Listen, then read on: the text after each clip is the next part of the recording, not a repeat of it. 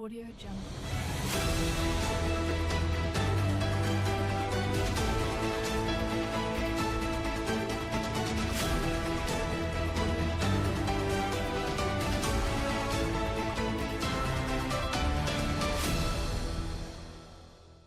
Audio Jungle.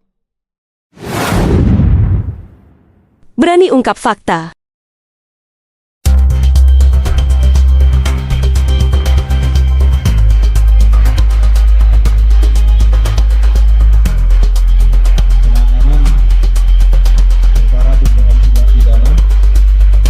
Pemirsa, kasus dugaan korupsi pengadaan peralatan praktik utama, dana alokasi khusus SMK Dinas Pendidikan Provinsi Jambi, tahun anggaran 2022 yang menyebabkan kerugian negara mencapai 21 miliar rupiah. Hingga saat ini, masih menjadi sorotan.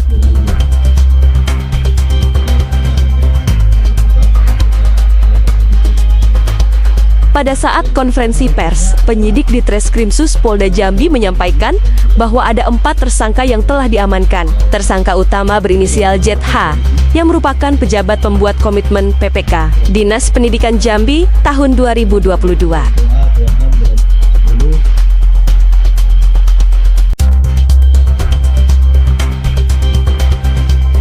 Polisi juga mengamankan 3 tersangka lainnya, yaitu RWS, Rudi Wage, Suparman, yang berperan sebagai broker atau perantara antara penyedia dan Dinas Pendidikan Provinsi Jambi, inisial ES, yang merupakan Direktur PT Tahta Jaga Internasional, dan WS, pemilik PT Indotek yang ditetapkan sebagai DPO, namun sudah berhasil diamankan.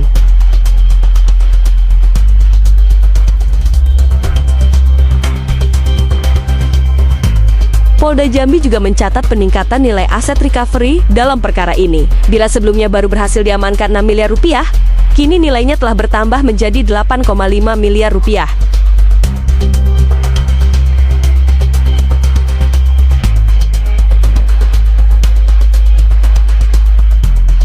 Namun, adanya kejanggalan pada saat tim TV3 Indonesia melakukan investigasi, tersangka yang ditahan hanya 2 orang, yaitu RWS, seorang broker, dan WS, pemilik PT Indotek, sedangkan 2 lainnya masih menjadi tanda kutip. Padahal, mereka resmi ditahan di Rutan Polda Jambi sejak Juli 2025 lalu.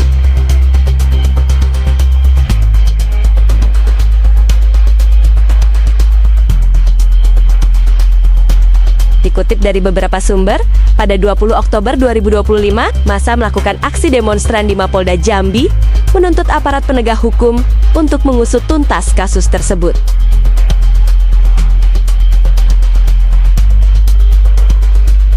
Publik menyoroti adanya dugaan keterlibatan sekitar 20 orang, termasuk pejabat di lingkungan Dinas Pendidikan Provinsi Jambi, dan mendesak Polda Jambi agar menindaklanjuti laporan ini secara serius dan tidak tebang pilih, termasuk jika melibatkan pejabat tinggi di Disdik.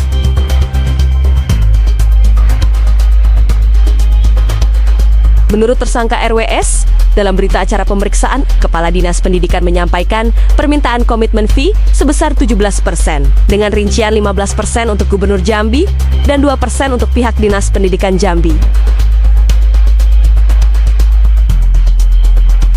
Kepala Dinas Pendidikan yang menjabat pada masa itu adalah Varial Adiputra, yang dirinya kerap kali meminta uang kepada perantara Rudi Wage Suparman melalui Hendra saudaranya.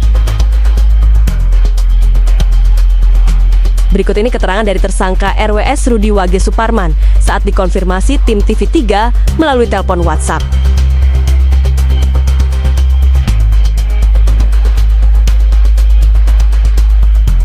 Seperti apa dulu Pak? Bapak ada penyerahan katanya anggaran dana ke gubernur atau kemana itu Pak? Ada bukan ke gubernur langsung, ke orangnya gubernur. Nah, ke orangnya gubernur siapa namanya? Ke orangnya gubernur. Pak Adi, namanya Pak Adi. Oh Pak Adi, dia itu sebagai staf atau apa di kantor gubernur? Bukan orang gubernur, tapi dia tinggalnya di Jakarta. Ya. Jadi itu atas perintah PPK menyerahkan uang itu di Jakarta. Oh, perintah PPK. PPK-nya siapa Pak Rudi? Hafiz. Hah? Zainul Hafiz. Zainul Hafiz. Zainul Hafiz itu orang dinas atau gimana Pak? PPK-nya. Iya, dinasnya dinas apa itu? Zainul Hafiz. pendidikan. Oh, Dinas Pendidikan, berarti PPK-nya di orang pendidikan ya. Mintanya gimana Pak? Dia Ya. sampai minta jumlah 2 miliar itu Pak. Seperti apa ini Pak Rudi? Kalau ke orangnya gubernur saya sebesar 500 juta di Ya. Jakarta. Iya. Itu ke orangnya gubernur. Kalau Pak Kadis langsung tempo hari itu diserahkannya ke kakaknya Pak Kadis ya. Kakaknya Pak Kadis. Kakaknya Pak Kadis siapa? Ya Pak, Namanya siapa kakaknya Pak Kadis Pak waktu itu? namanya yang saya tahu namanya Pak Hendra. Oh, Pak Hendra, kakak Pak Kadis itu berapa? 1,5 M? Kenapa Pak? Berapa jumlahnya? Jumlahnya itu yang pertama tunai 1 miliar. Iya, tunai. Terus? Ya tunai semua. Terus ada 750 kalau nggak salah. Oh, berarti 1,7. 1 miliar 750 juta. Kalau ada juga yang 500 gitu. Saya lupa lagi soalnya Oh. ada di BAP saya Pak. Berarti 500 1 M 750 berarti 2 M 250 ya. Kalau nggak salah itu yang 500 ada gitu kan. Iya. Gitu Pak Rudi. Kenapa mereka kok mintanya kok tidak satu tempat gitu kok? Yang satu yang suruhan gubernur. Memang suruhan gubernur benar itu. Orang itu.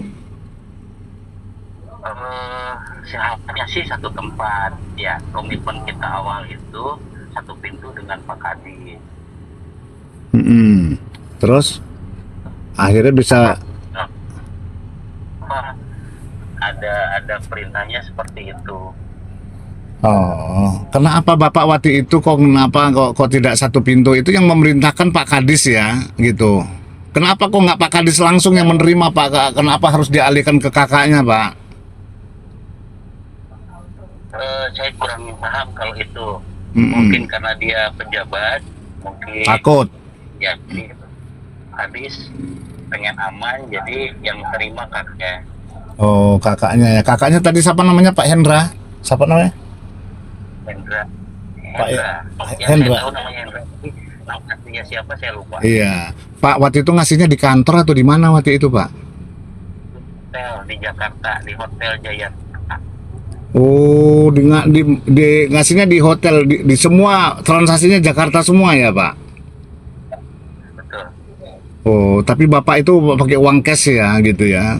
Itu dengan masalahnya Pak, kenapa sih Pak sampai ngasih sampai 2 miliar lebih? Memang proyek itu memang nilainya berapa sih kok Pak sampai begitu besar Pak? Nilainya sekitar 60-an. 60 miliar. Tapi itu sudah terambil ya Pak ya gitu. Bapak sebagai apa ini Pak Rudi di situ Pak Rudi? Oke. Posisinya sebagai penghubung. Oh, penghubung mediator gitu. Jadi istilahnya kepala dinas PPK semua ke Bapak aja ya. Kalau saya kan awalnya komitmennya langsung dengan Pak Kadis ya. Ya, Kadis Pendidikan ya Pak. Betul. Terus? Ya, awalnya kan komitmen saya dengan Pak Kadis gitu kan. Di tengah perjalanan kan ada permintaan seperti itu. Ada juga PPK akhirnya minta sendiri dengan alasan dana yang sudah masuk ke Pak Kadis, PPK tidak kebagian. Oh, PPK-nya tidak dapat bagian sama sekali. Ya akhirnya minta langsung ke saya tanpa sepengetahuan Pak Kadis. Oh, PPK-nya minta langsung ke Pak Rudi. Berapa waktu itu Pak PPK-nya minta? Ingat saya itu ada beberapa kali transfer ya ke PPK. Ke PPK?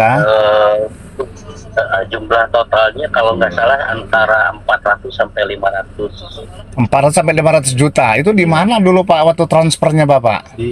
di WA Saya transfer ada waktu saya di Bandung, ada waktu saya di Jambi. Jadi Jakarta. Jadi ada beberapa tempat dan beberapa waktu juga. Kelang berapa lama itu Pak transfer sampai jumlah sekian Pak? rentang waktu dalam pekerjaan sekitar berapa bulan ya? 5 sampai 6 bulan kali ya. Oh, jumlah sampai 5, tapi 500 ya Pak ya, itunya ya, yang dia terima ya, PPK-nya. Ya, jadi semua itu sudah tercantum di BAP saya, Pak. Oke, Pak Rudi, itu PPK-nya siapa tadi Pak, nama PPK-nya tadi Pak? Hafiz. Muhammad. Ini juga sudah. Ya, Muhammad Hafiz ya? Apa tadi? Muhammad ya, Jainul Hafiz. Oh, Jainul Hafiz, siap. Nah, Pak, selama Bapak ditahan udah berapa hari Pak ditahan di Polda Jambi Pak? Saya 60 tambah hampir 65 harian ya. 65 hari berarti 2 bulan ya? 2 bulan lebih ya? Iya, belum Karena kemarin itu surat perpanjangan. harinya. Ya. Oke, Pak Karena Rudi. awalnya 20 hari terus perpanjangan 40 hari. Iya. 40 hari Agustus perpanjangan lagi 30 hari. Ya, kalau kelamaan kalau udah seperti ini bisa cacat hukum ini Pak. Kalau kelamaan tahan lama-lama di situ kan nggak boleh. Iya. Ya, Bapak aslinya mana Pak Rudi? Pak Rudi aslinya mana Pak Rudi? Bandung. Oh, Bandung sama. dengan Pak. Oh, ya udah. Berarti semua terlibat ya dari staf gubernur ya. Bapak tahu bener itu yang menyuruh gubernur, Bapak tahu ya? Staf itu ya. Si Adi itu kan dia minta. Kan habis semua yang apa? Yang bawa saya ketemu orangnya gubernur.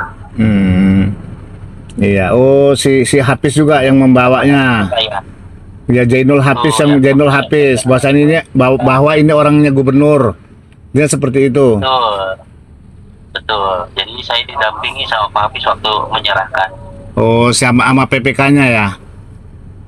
Ya. PPK-nya itu tinggal di mana, Pak? Berarti ke orang-orang dinas sini ya? Orang di Jambi juga? Jam. Oh, iya.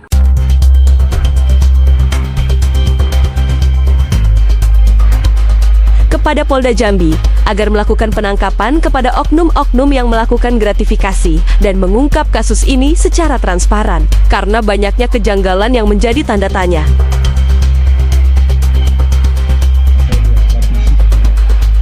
Mengapa hingga saat ini Zainul Hafiz atau ZH selaku PPK yang telah ditetapkan sebelumnya sebagai tersangka, Kepala Dinas Farial Adiputra bersama saudaranya Hendra dan stafnya Mawan tidak ditahan padahal mereka sudah jelas terlibat.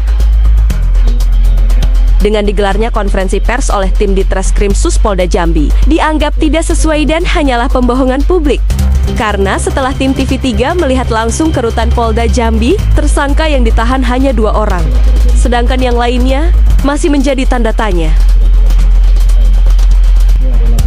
Ada apa di balik semua ini? Oleh karena itu, kepada Komisi Pemberantasan Korupsi KPK, Kejaksaan Agung Bidang Jampitsus, Bareskrim Mabes Polri Bidang Tipikor, meminta agar mengusut tuntas dugaan kasus indikasi korupsi dana alokasi khusus Dinas Pendidikan Provinsi Jambi yang diperuntukkan untuk pengadaan alat praktik SMK tahun 2022 yang menjadi bancan oknum pejabat PLT Kadisdik Farial Adiputra dan PPK Zainul Hafiz.